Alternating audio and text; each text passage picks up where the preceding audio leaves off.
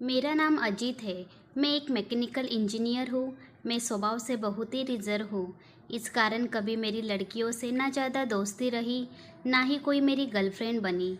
अब मेरी जॉब लग गई थी और घरवाले अब शादी की बातें करने लगे। घर पर कई तस्वीरें और बायोडाटा आने लगे। उसमें से मुझे अंजलि देखते ही पसंद आ गई। बायोडाटा से पता चल रहा था कि वो अच्छी पढ़ी लिखी थी। मैंने अपने घरवालों से कहा कि मुझे लड़की पसंद है। हम लोग अंजलि के घर उसे और उसके परिवार को देखने गए। फिर जब अंजलि चाय लेकर आई तो वो मुझे उसकी तस्वीर से भी ज़्यादा सुंदर लगी। खुले बाल और हल्के नीले रंग की साड़ी में वो बहुत ही सुंदर लग रही थी। फिर घरवालों ने हमें एक कमरे में बातें करने भेजा। कमरे में वो चुप थी। उसके चेहरे पर इतनी खुशी नहीं थी। मेरा दिल धड़क रहा था। मुझे लगा कि उसे मैं पसंद नहीं हूँ। फिर मैंने ही बात शुरू करते हुए कहा कि आप क्या करती है। उसने मेरी तरफ घूर कर देखा और कहा कि आपने बायोडाटा देखा नहीं तो मंगाया क्यों था। उसकी बातें सुनकर मुझे लगा कि वो मुझ में कोई इंटरेस्ट नहीं दिखा रही है। फिर मैंने उसे डायरेक्टली पूछ लिया कि आपको मैं पसंद नहीं हूँ। वो बोली, मेरी पसंद की बात नहीं है, आप खुद मुझे नापसंद कर देंगे, मुझे पता है।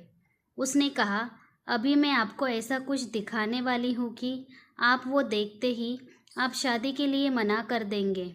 आपसे पहले दो को दिखाया, उन्होंने भी देखते ही मना कर दिया। ये कहकर उसने अपने खुले बाल जो पीछे थे उनको आगे किया। इतने में ही कमरे के बाहर से आवाज़ आ गई और उसकी माँ कमरे में आ गई। शायद उन्हें भी पता था कि वो हर लड़के के साथ ऐसी ही बातें करती है और कुछ बताती है। उसकी मम्मी ने कहा, चलिए बाहर, सब आपका इंतज़ार कर रहे हैं। अंजलि ने अपनी माँ की तरफ देखा। मैं बाहर आ गया और बाहर मेरी माँ और पिता जी ने भी मेरी शादी की जल्दी थी।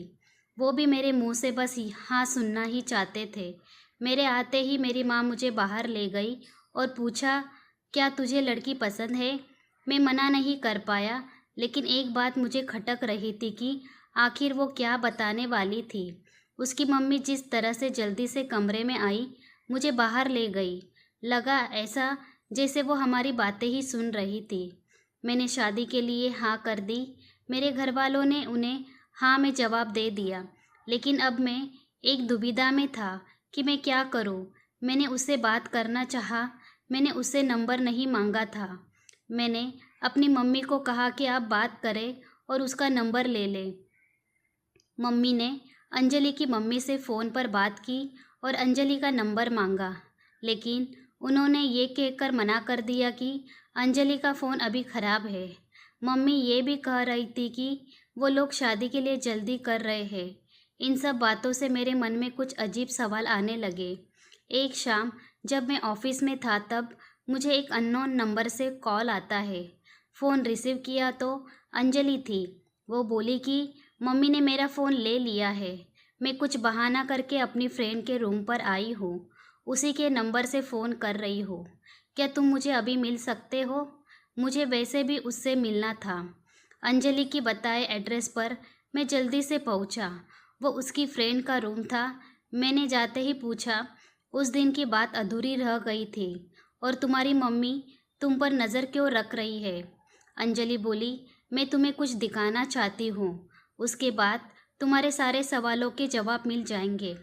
अंजलि आज भी बाल खोलकर आई थी। वो पीछे मुड़ी और अपने खुले बालों को पीठ से आगे की ओर किया। तब मुझे पता चला कि वो क्या दिखाना चाहती थी। उसकी गर्दन पर एक टैटू था, सुयश नाम का। अंजलि बोली कि मैं एक लड़के से प्यार करती थी और हम दोनों शादी भी करना चाहते थे। मैंने उसी के नाम का टैटू करवाया था। ये बात मैंने अपने घर वालों को भी बताई थी और वो तैयार भी हो गए थे। लेकिन सुयश ने मुझे चीट किया। वो मेरे अलावा भी किसी और को डेट करता रहा और वो लड़की पैसे वाली थी, इसलिए उसने मुझे छोड़ दिया। तब से मुझे शादी और लड़कों से एक नफ़रत से हो गई थी। उस लड़के को मैंने बहुत प्यार किया, लेकिन उसने मुझे धोखा दिया। तुमसे पहले भी दो लड़कों को मैंने टैटू दिखाया और उन्होंने सच जानकर शादी के लिए मना कर दिया। मम्मी इसलिए मुझ पर नज़र रख रही है कि मैं तुम्हें भी कहीं सच ना बता दूं। लेकिन मैं लड़कों की तरह नहीं हूँ। मैं नई ज़िंदगी की शुरुआत सच के साथ करना चाहती हूँ। मैं सुनकर सोच में पड़ गया कि जिसको प्यार मिलता है उसे प्यार की कद्र नहीं होती। आखिर इतनी प्यार करने वाली लड़की को कैसे कोई धोखा दे सकता है। मैंने कहा कि मुझे तुम्हारे पास से कोई मतलब नहीं है, लेकिन मैं चाहता हूँ कि मुझे भी तुम उतना ही प्यार करो जितना उस लड़के को करती थी। अंजलि को ये उम्मीद नहीं थी। उसे लगा था मैं भी उससे शादी के लिए मना कर दूंगा। मेरी बात सुनकर उसने इतने दिनों के दबाए आंसू बहने लगे।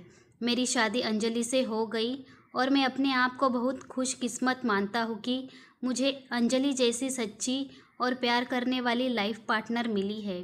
दोस्तों, आपको ये कहानी कैसे लगी कमेंट करके हमें ज़रूर बताइए। इसी तरह की अच्छी कहानियाँ आप यहाँ पढ़ सकते हैं। धन्यवाद।